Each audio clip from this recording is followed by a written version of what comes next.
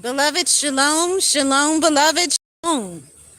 And you know that there is a fight. You have to fight. You have to fight for that kingdom marriage, for that kingdom marriage, for that marriage covenant, for that marriage covenant. You have to fight for the kingdom family. And it's so much bigger than just ourselves. It's so much broader than you and me. I love scenery. I love high rises. I love elegance. Who doesn't? However, we have to be sure that we put in the work. When we know what we are supposed to do, we must be sure that we do it, and we must be obedient. Just like with these beautiful flowers, someone had to take the time to plant these flowers. Someone had to take the time to put in the work and to water these beautiful flowers. Look at how beautiful they are. And these are real. These are not fake at all. These are real. Same thing with relationships. Your kingdom spouse deserves for you to give it your all. To give it all, your whole heart, as I was talking about last night in the live. You have to give it your whole heart. You can't be half-hearted. You can't be wishy-washy. You cannot be wavering back and forth. You cannot be undecided. You have to give it your all.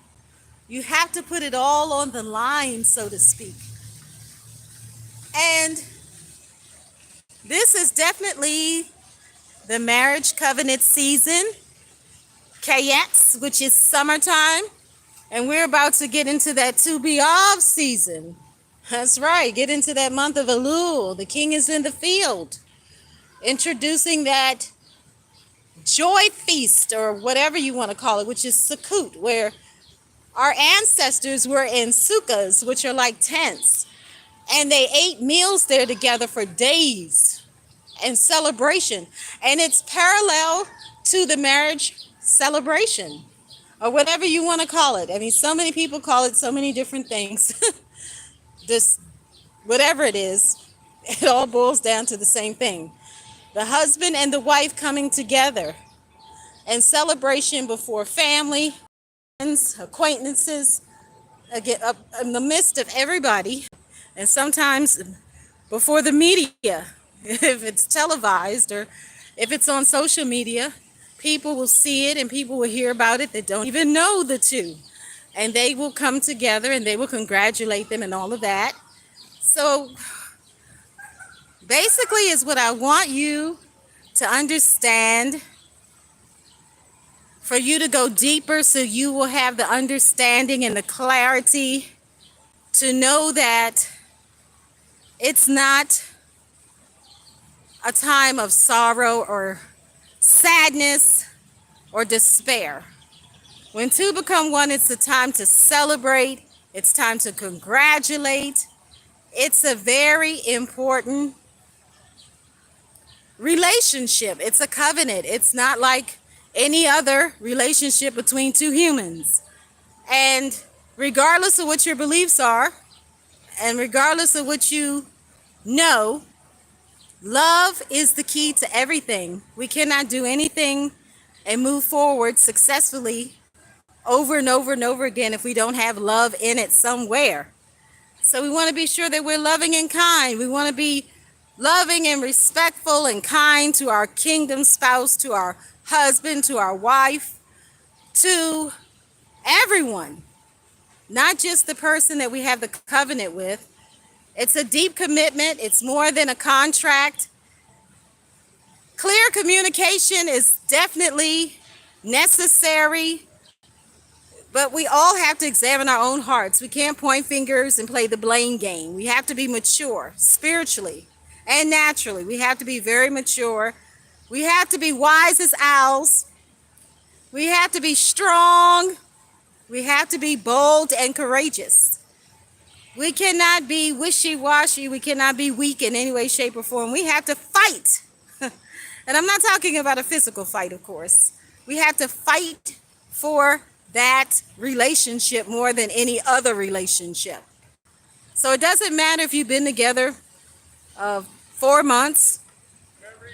It doesn't matter if you've been together 4 weeks, 4 years, 40 years. It all boils down to the same thing. It's you and this person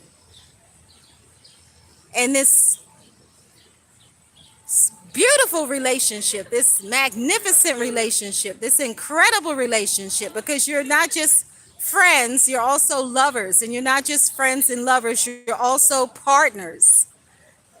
And there's so many examples. So the example that came to me today, why I wanted to go live and go live early, so I don't have to go live later. I think it's better early than later, but anyway. Please like, share, subscribe, and comment. If this is your first time, welcome. My name is Shifra YAAKOV Yisrael. I'm here to bring something of priceless value and treasure to you, not to take anything from you. As I was walking and meditating today and going about and talking to various people and grabbing some exceptionally good fruit. I had some grapes today that is better than drinking water, honestly. So as I look at this balcony up here, I think about Rapunzel. However, I really love plays and all of that. I really love movies to some degree. It depends on what type of movie it is. I love stories. That's my preference. I like love stories. However, what came to me today is the story. Some of you may know about it or you may not know about it. Where there were two sisters and there was this man, and you may know this person as YAAKOV or Jacob, but later the name was changed to Yisrael. Yes, right, with a Y. That's my last name. Anyway, it's so amazing how that came to me today, and that's part of my name. And he was willing to work 7 years for this woman, for Rachel. The name Rachel is coming up a lot lately. But anyway, he wanted to work 7 years for Rachel because it was love at first sight for him. He loved her. He didn't care. He was willing to go 7 years. And I think he had to work another 7 years, however the story went. And some like to debate whether the story is true or not. But regardless, even if it's fictional, this man was willing to work 14 years just to be with this one woman. And he didn't think of it as being strange. He had a fight in him. And it's interesting because Yisrael means contender or fighter or warrior. And it's actually part of my name. And he wanted to be with this woman more than anything else in the world. Even to the point he would even take her sister. I think that's taken a little too far, since the story tells us that it was trickery by the person that promised him Rachel. He actually threw the older sister in there when he could have been upfront and honest, and maybe, who knows, maybe he would have declined. He might have said, never mind, that's okay. However, I believe we can learn a lot from this story, not just because he was willing to fight, and not just because he was willing to be humble. That takes a lot of humility, I'm telling you. It takes a lot of inner strength. People look at the story lightly, but you got to go deeper into it and grasp the deeper meaning of it. Some just look at it like, oh, he was tricked. He was trapped and tricked.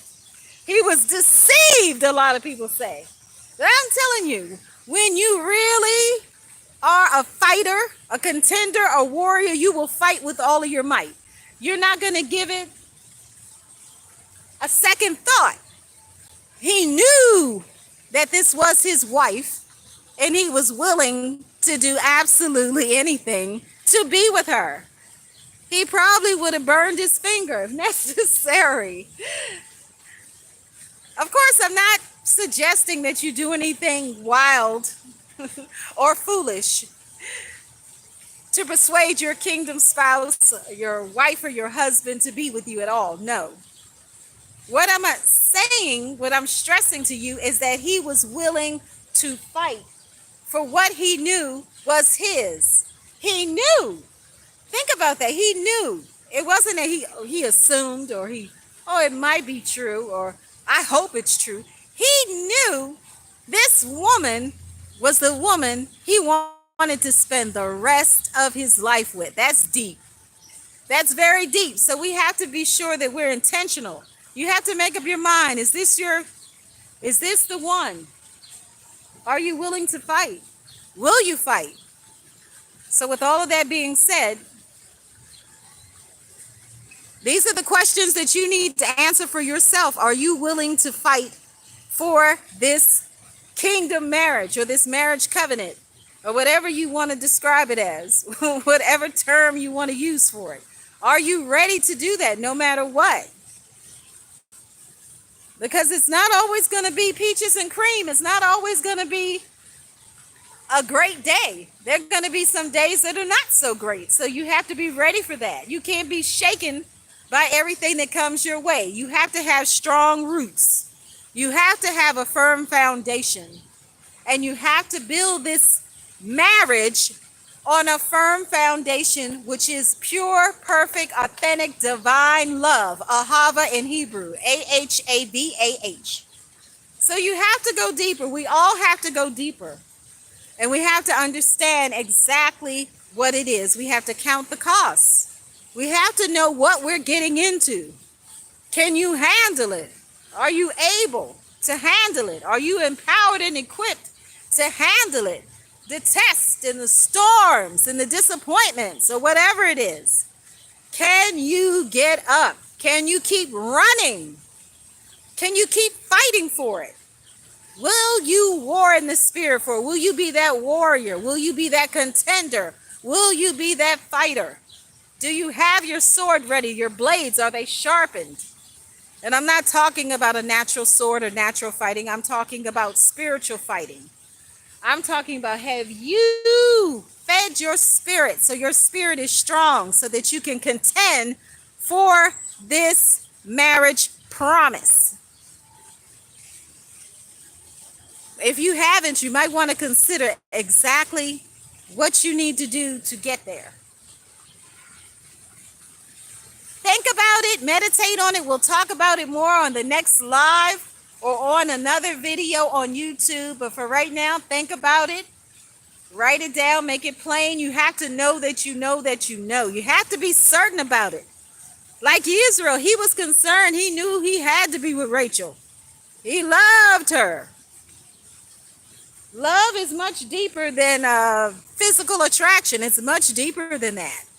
He knew that this woman and him together had something on a deeper level. You have to know that you know that you know. You can't just, you think it might be, or you hope it may be, or anything like that. You have to know that you know. You have to have some evidence, some signs and wonders, some dreams and visions. There has to be something there to build on, because if there's nothing there to build on, there's no firm foundation. And remember, love is the key to everything. It's not thinking about yourself and what you want for yourself or what you need for yourself. Pure love is selfless and sacrificial. It's putting the other person first, but just always keep in mind that the marriage covenant, I want to be clear, the marriage covenant is the husband with the wife. It is the wife with the husband for life. It's not multiple. It's not 2, 3, or 4. It's not any of that. It's not back and forth, on a day tomorrow, separated, all this. It's the two together. And you may say, well, I'm in a time of separation, or I was married to the wrong person. I had the counterfeit. You don't need to convince me about it at all. Believe me. This is between you and the maker. You will know, because the maker will reveal your husband or wife to you. You will see the signs that nobody else knows about. You will hear the answers. It may be in many different ways. There's not one method. There are many methods. It could be through numbers, names, words, colors, songs. You can have lyrical messages. It's very deep. It's very broad. That's why you need to have a paper and pen ready, or pencil, or whatever it is, so you can write down those symbols. Write down those signs when you hear to see it, or what you remembered from a dream. Because all of that you need so you can connect the dots, so that you can be sure, so you can know that you know the truth, that this is the one that is for you and you only. And the two of you become one. I am my beloved and my beloved is mine. Thank you so much for joining in. We're going to pray and close out. Avina Makina, our Father, our King, we thank you for giving us the blessing of life and love and light. We thank you that you are the true voice of truth. We thank you for giving us this kingdom marriage covenant. These marriage covenants that you have given us with this spouse that is only for us, and we are only for them. No one and nothing can separate us from the one that you have put us together with, because you are the ultimate matchmaker and you are the only true Cupid. We thank you for the signs, the wonders, the dreams, the visions, the visitations, and everything else. We thank you for giving us clarity and understanding and revelation, so we will know who it is beyond any shadow of any doubt. Just like YAAKOV, Jacob, Yisrael, whatever name people want to call him. Just like he knew it was Rachel, may we know exactly who it is that is sent from you, that is sent from heavenly places, without all of these distractions, with all of these delusions and illusions, without all of this religiosity, religions, traditions, politics, and the like. We know that you can make it totally plain and clear, so we can run with it, so we can write it out, because you're writing out a love story with us. But we have to be co-authors with you, so it needs our permission as well. So lead us and guide us. Lead us and guide us, cleanse us and purify us, wash us, refine us, prune us and purge us, make us whole, new and complete, that we are lacking in absolutely nothing at all, that we are whole and complete. And we thank you, and we say the victory is here, the victory is ours, we are winners. We have that marriage promise for those of us who are waiting for it, and for those that are already married. We thank you for rekindling them and setting them ablaze and on fire. So loyalty and monogamy, faithfulness, and intimacy and transparency will be their portion. Shalom, beloved. See you on the next. We are blessed to be a blessing. Bless somebody today with perfect love and kindness. Shalom.